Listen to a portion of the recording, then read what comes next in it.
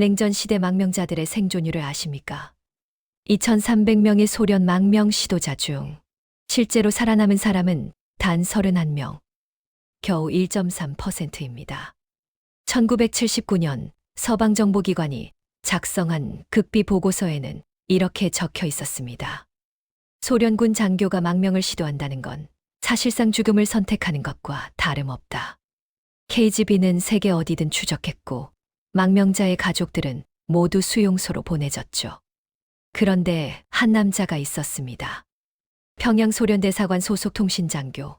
그는 세계에서 가장 폐쇄된 땅에서 가장 위험한 결정을 내렸습니다. 탈출. 하지만 그가 도착한 곳은 미국도 유럽도 아니었습니다. 당시 국제사회는 의아해했습니다. 한국, 그 작은 나라가 소련 장교를 보호할 수 있을까? KGB의 추격을 막아낼 능력이나 있을까? 냉소와 의심만 가득했죠. 심지어 일부 전문가들은 한국 같은 약소국은 강대국 정보전에서 그저 방관자일 뿐이라며 비웃기까지 했습니다. 그러나 그들은 몰랐습니다. 그 작은 나라가 24년 동안 단 한 명의 망명자를 완벽하게 지켜낼 거라는 걸.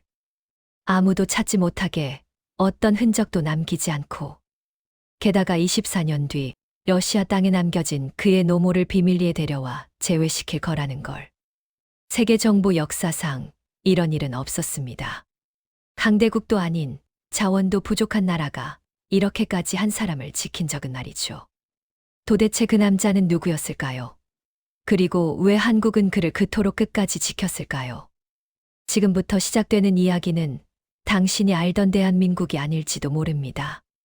그 이야기 지금 바로 시작합니다. 구독과 좋아요는 여러분들의 응원과 사랑입니다. 안녕하세요. 제 이름은 지금은 더 이상 중요하지 않습니다. 한때 저는 알렉스라는 이름으로 불렸고 그보다 더 오래전에는 소련군 통신장교였습니다. 하지만 지금 제가 여러분께 하고 싶은 이야기는 이름에 관한 게 아니에요.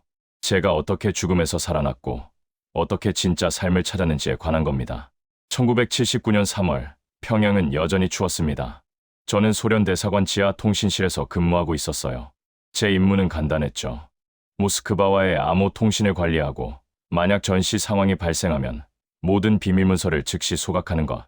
그날도 저는 평소처럼 서류를 정리하고 있었습니다. 그런데 문득 제 손이 멈췄어요. 서류 더미 속에서 한 장의 보고서가 눈에 들어왔거든요. 평양 시민 이송 계획안. 내용을 읽는 순간 온몸에 소름이 돋았습니다. 전쟁이 발생하면 평양 시민 20만 명을 북쪽으로 강제 이송한다는 내용이었어요. 남자들은 전선으로, 여자와 아이들은 후방 노동력으로. 생존율은 고려 대상이 아니었습니다. 그저 숫자였어요. 처분 가능한 자원. 저는 그 순간 깨달았습니다. 이건 조국이 아니야. 이건 거대한 감옥이야. 그리고 난 그 감옥의 간수였던 거야. 그날 밤, 저는 대사관 옥상에 올라갔습니다. 평양 시내가 내려다 보였어요. 불빛 하나 없는 어둠 속에서 사람들의 숨소리조차 들리지 않는 고요한 밤. 저는 생각했습니다. 여기서 나가야 해. 지금 아니면 영원히 기회는 없어. 하지만 어떡해요. 평양은 세계에서 가장 빠져나가기 힘든 도시였습니다. 소련 외교관이라 해도 마음대로 움직일 수 없었죠. 모든 동선이 감시됐고 모든 만남이 보고됐습니다. 그래도 저는 결정했어요. 살아남기 위해서가 아니었습니다. 더 이상 거짓된 체제에 복무하지 않기 위해서였죠. 다음 날, 저는 대사관 내 유일하게 믿을 수 있는 사람을 찾아갔습니다. 이반이라는 선배 외교관이었어요. 그는 저를 조용히 회의실로 데려가더니 문을 잠그고는 낮은 목소리로 물었습니다. 자네, 미쳤나? 여긴 평양이야. 탈출, 그건 자살이나 마찬가지야. 알아요. 하지만 여기 남는 것도 죽는 거예요. 천천히 영원히 죽는 거죠. 이반은 한참을 저를 바라보더니 한숨을 쉬었습니다. 일주일 뒤 중국 국경 시찰이 있어. 자네도 동행할 수 있게 조치하지. 하지만 거기서부터는 자네 혼자야. 난 더 이상 돕지 못해. 그렇게 일주일을 기다렸습니다. 그 7일이 7년처럼 느껴졌어요. 매일 아침 누군가 제 방문을 두드릴까봐 전전긍긍했죠. 혹시 제 의도가 들통난 건 아닐까? 지금 당장 체포되는 건 아닐까? 드디어 그날이 왔습니다. 국경 시찰단에 합류해 압록강 근처까지 갔어요. 눈보라가 몰아치던 밤이었습니다. 가시거리가 10m도 안 됐죠. 저는 화장실에 간다는 핑계로 차에서 내렸습니다. 그리고 뒤돌아보지 않고 어둠 속으로 뛰어들었어요. 눈밭을 헤치며 발이 얼어붙는 걸 느끼면서도 멈추지 않았습니다. 뒤에서 누군가 소리치는 게 들렸지만 신경 쓰지 않았어요. 압록강까지 5km. 저는 그 거리를 30분 만에 뛰었습니다. 강물은 얼어 있었지만 완전하진 않았어요. 발을 디딜 때마다 얼음이 갈라지는 소리가 났죠. 제발, 제발 버텨줘. 중간쯤 왔을 때였어요. 뒤에서 손전등 불빛이 보였습니다. 추격조였죠. 총소리가 들렸어요. 하지만 눈보라 때문에 정확한 조준은 불가능했을 겁니다. 중국 쪽 강변에 도착했을 때 저는 완전히 탈진 상태였습니다. 옷은 젖었고 손발은 감각이 없었어요. 하지만 살아있었습니다. 아직 살아있었죠. 다음 날 새벽, 저는 작은 마을에 숨어들었습니다. 중국어를 거의 못했지만 손짓 발짓으로 도움을 청했어요. 한 노인이 저를 헛간에 숨겨줬습니다. 이틀 동안 거기 숨어 있었죠. 그리고 사흘째 되는 날, 한 남자가 저를 찾아왔습니다.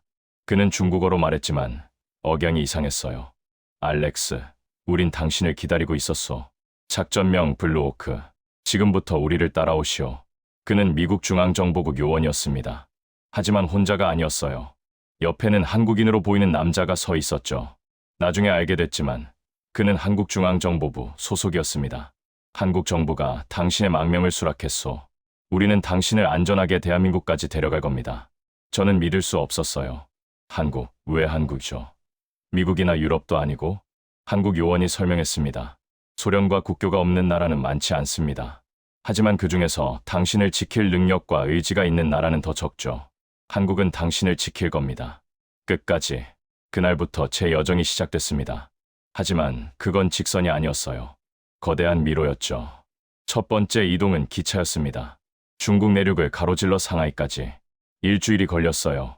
기차 안에서 저는 중국인 행세를 해야 했죠. 말을 하면 안 됐습니다. 그저 책을 읽는 척, 잠자는 척. 상하이에서 저는 화물선에 실렸어요. 목적지는 호주. 2주 동안 컨테이너 안에서 지냈습니다. 빛도 들어오지 않는 철제 상자 안에서 가끔 요원이 물과 음식을 가져다 줬지만 대부분의 시간은 혼자였죠. 그 어둠 속에서 저는 생각했습니다. 내가 지금 뭘 하고 있는 거지? 이게 자유로 가는 길인가? 아니면 그냥 다른 감옥으로 가는 건가? 호주에 도착했을 때 저는 거의 정신이 나간 상태였어요. 햇빛을 보자마자 눈물이 났습니다. 하지만 거기서 머문 건 2주뿐이었죠. 다시 이동해야 했어요. 뉴질랜드 4주, 태국 2주, 캐나다 1달. 저는 마치 유령처럼 떠돌았습니다. 어떤 나라에서도 흔적을 남기지 않았어요. 이름도 5번 바뀌었습니다. 태국에 있을 때였어요. 작은 호텔방에 숨어 있었는데 갑자기 복도에서 러시아어가 들렸습니다. 제 심장이 멎는 줄 알았죠. KGB가 찾아온 거라고 생각했어요. 창문을 열고 뛰어내릴 준비를 했습니다. 2층이었지만 상관없었어요. 잡히는 것보단 나았으니까.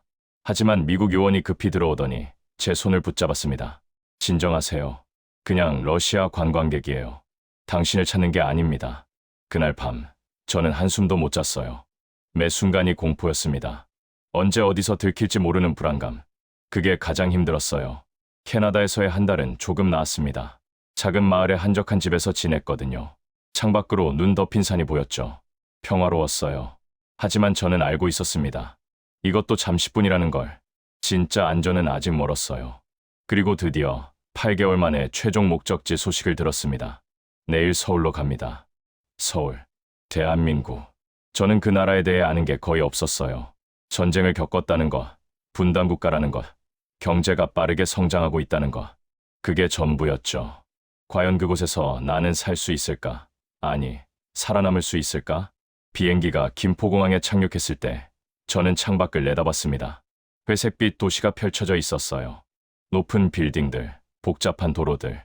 낯설었지만 왠지 모를 안도감이 들었죠. 공항에서 저를 맞은 건 한국 정보부 직원 2명이었습니다. 그들은 저를 검은색 승용차에 태웠어요. 도시를 가로질러 1시간쯤 달렸을까요? 차는 조용한 주택가에 멈췄습니다. 여기가 당신의 새 집입니다. 작은 2층 주택이었어요. 깨끗하고 단정했죠. 안으로 들어가자 필요한 모든 게 준비되어 있었습니다. 옷, 식료품, 생활용품. 일주일 후 신분증을 받게 될 겁니다.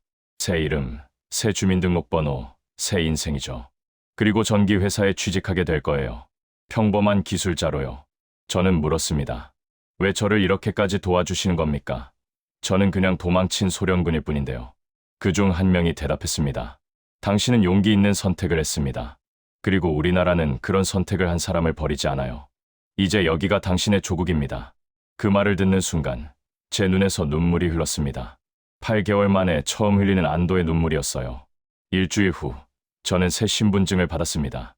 한국 이름이 적혀 있었죠. 더 이상 알렉스가 아니었어요. 생년월일도 출생지도 모두 바뀌었습니다.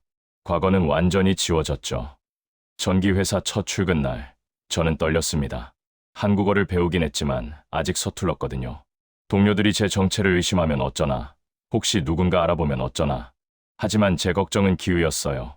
동료들은 그저 새로운 직원으로만 봤습니다. 친절했죠.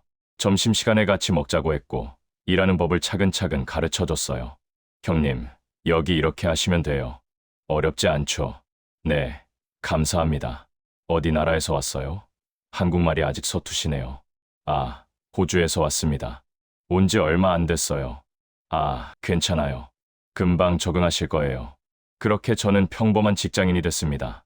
매일 아침 7시에 일어나 출근하고 전선을 잇고 저녁에 퇴근해서 텔레비전을 보고 주말에는 시장에 가서 장을 봤죠. 이상하게도 그 평범함이 행복이었습니다. 아무도 저를 감시하지 않았어요. 아무도 제게 보고서를 요구하지 않았죠. 저는 그저 살 수 있었습니다. 진짜로요. 하지만 완전히 자유로운 건 아니었습니다. 정부로부터 지침이 있었거든요. 러시아인이나 소련계 사람들과 접촉하지 말 것, 대사관 근처에 가지 말 것, 해외여행은 불가능. 1년쯤 지났을 때 저는 문득 궁금해졌습니다. 어머니는 어떻게 되셨을까? 제가 사라진 후 무슨 일을 겪으셨을까? 하지만 연락할 방법이 없었어요. 편지도, 전화도 불가능했습니다. 자칫하면 어머니가 더 큰 위험에 처할 수 있었으니까요. 저는 그냥 살았습니다. 매일을 묵묵히, 가끔 밤에 혼자 소주를 마시며 생각했죠. 이게 맞는 건가? 어머니를 버리고 혼자 살아남은 게 옳은 건가? 답은 나오지 않았어요. 그저 시간만 흘렀습니다. 3년, 5년, 10년. 세월이 흐르면서 저는 점점 한국인이 되어갔습니다. 한국어도 자연스러워졌고 김치도 좋아하게 됐죠. 동료들과 회식을 하면서 노래방에도 갔어요. 처음엔 어색했지만 나중엔 재밌더라고요. 1991년 소련이 해체됐다는 소식을 들었습니다. 텔레비전에서 크렘린궁에 붉은 깃발이 내려가는 장면을 봤어요. 저는 복잡한 심정이었죠. 제가 도망쳐 나온 나라가 사라진 겁니까? 하지만 그래도 저는 돌아갈 수 없었습니다. 러시아가 됐든 뭐가 됐든 저는 여전히 배신자였으니까요. 게다가 제가 돌아간다면 한국 정부가 곤란해질 수도 있었어요. 지난 12년간 저를 숨겨준 사실이 드러날 테니까. 그래서 저는 계속 침묵했습니다. 조용히, 눈에 띄지 않게. 2000년이 됐을 때 저는 51살이었습니다. 머리가 희끗희끗해졌고 허리도 자주 아팠죠. 회사 동료들은 저를 러시아에서 온 할아버지 같다고 놀렸어요. 물론 농담이었지만 가슴이 철렁했습니다. 혹시 들킨 건가? 하지만 그냥 우연이었어요. 제 억양이 좀 독특해서 그렇다는 거였죠. 2003년 가을, 제 인생의 기적이 일어났습니다. 어느 날 저녁, 집에 돌아왔는데 정부 직원이 기다리고 있었어요. 24년 만에 처음 보는 정보부 사람이었죠. 무슨 일입니까? 좋은 소식입니다. 당신의 어머니를 한국으로 모셔올 수 있을 것 같습니다. 저는 그 말을 듣는 순간 주저앉을 뻔했습니다. 정말입니까? 어떻게요? 자세한 건 말씀드릴 수 없습니다. 하지만 비공식 경로를 통해 접촉에 성공했습니다. 2달 안에 가능할 겁니다. 그날 밤, 저는 한숨도 못 잤어요. 24년 만에 어머니를 만날 수 있다니 꿈인가 싶었죠. 2달이 1년처럼 느껴졌습니다. 매일 전화를 기다렸어요. 혹시 계획이 틀어진 건 아닌가? 뭔가 문제가 생긴 건 아닌가? 그리고 드디어 그날이 왔습니다. 11월의 추운 날, 김포공항. 저는 도착 게이트 앞에서 떨리는 손으로 서 있었습니다. 문이 열렸어요. 사람들이 하나둘씩 나왔죠. 그리고 저는 그분을 봤습니다. 휠체어를 탄 작은 노인, 하얀 머리, 주름진 얼굴. 하지만 눈빛만큼은 또렷했어요. 어머니였습니다. 저는 달려가서 무릎을 꿇었습니다. 손을 잡았죠. 너무 말랐더라고요. 뼈만 남은 것 같았어요. 어머니, 저예요. 어머니는 떨리는 손으로 제 얼굴을 만졌습니다. 눈물이 흘렀죠. 네, 아들, 살아있었구나. 우리는 한참을 그렇게 있었습니다. 울면서 서로를 붙잡고 집으로 모셔왔어요. 작지만 따뜻한 제 집. 어머니는 방 안을 둘러보더니 조용히 말했습니다. 여기가 내가 사는 곳이구나. 좋구나. 참 좋아. 네, 어머니. 이제 여기서 편히 지내세요. 나 때문에 내가 고생했지. 아닙니다. 저는 괜찮았어요. 어머니는 제 손을 꼭 쥐었습니다. 이 나라 사람들이 너를 지켜줬구나. 네. 그분들이 아니었다면 저는 진작에 고마운 나라구나. 정말로 그날부터 어머니와의 시간이 시작됐습니다. 짧았지만 소중한 시간이었어요. 아침마다 어머니를 휠체어에 앉혀 근처 공원에 갔습니다. 햇볕을 쬐며 조용히 앉아 있었죠. 가끔 지나가는 사람들이 인사를 건넸어요. 어르신, 날씨 좋죠? 네, 참 좋습니다. 어머니는 한국어를 못했지만 표정만으로도 알 수 있었어요.